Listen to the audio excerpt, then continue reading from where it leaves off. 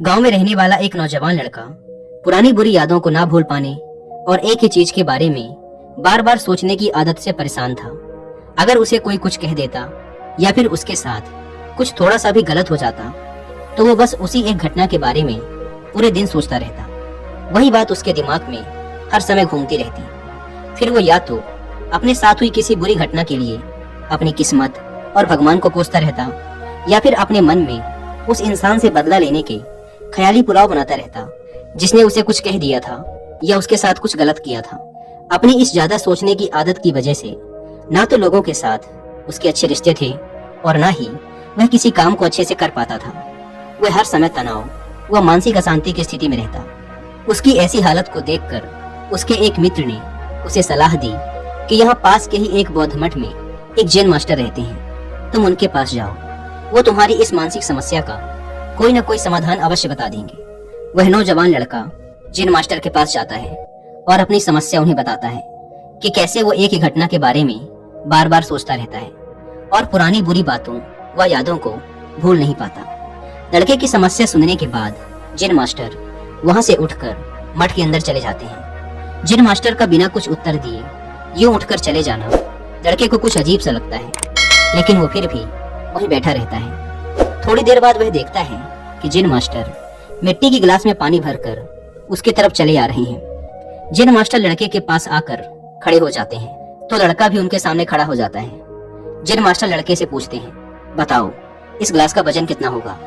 लड़के ने कहा, मैं एकदम सटीक तो नहीं बता सकता, लेकिन इस गिलास का वजन बहुत ही कम है। अब जैन मास्टर ने गंभीर होकर कहा, मेरा प्रश्न ये है कि अगर मैं इस गिलास को थोड़ी देर तक ऐसे ही पकड़कर खड़ा रहूं तो क्या होगा?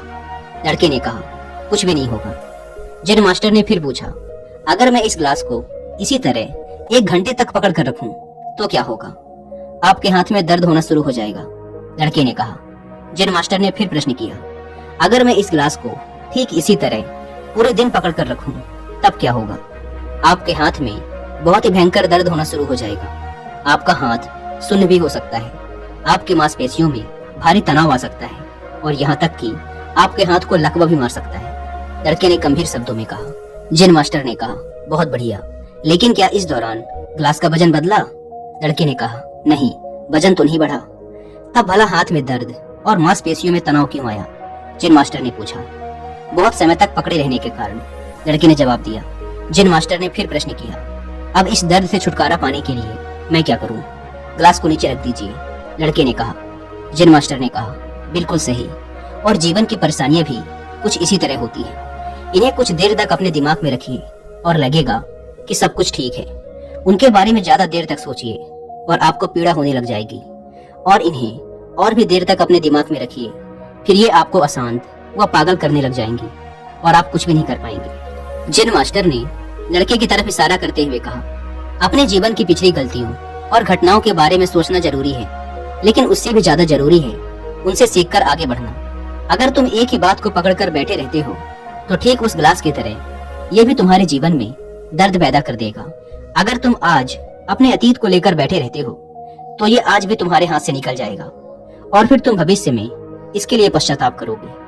तुम अपने अतीत के लिए जैसा इंसान बनना चाहते हो या फिर जिन गलतियों के लिए पश्चाताप कर रहे हो तो तुम आज से ही वैसा इंसान बनने का प्रयास करो और कोशिश करो कि आज तुम वैसी गलतियां ना करो जिसके लिए तुम्हें भविष्य में पछताना पड़े। इसलिए चिंता करना बंद करो और अपने आज के कर्मों पर ध्यान दो, क्योंकि चिंता व्यक्ति को उसकी चिता तक ले जाती है। दोस्तों, चिंता करने की आदत को छोड़कर एक खुशहाल जीवन कैसे जिया जाए, इस पर विश्व प्रसिद्ध लेखक डेल कार्नेगी ने एक बहुत ही अच्छी किताब लिखी है जिसका नाम है how to stop worrying and start living, यानी चिंता छोड़ो सुख से जियो।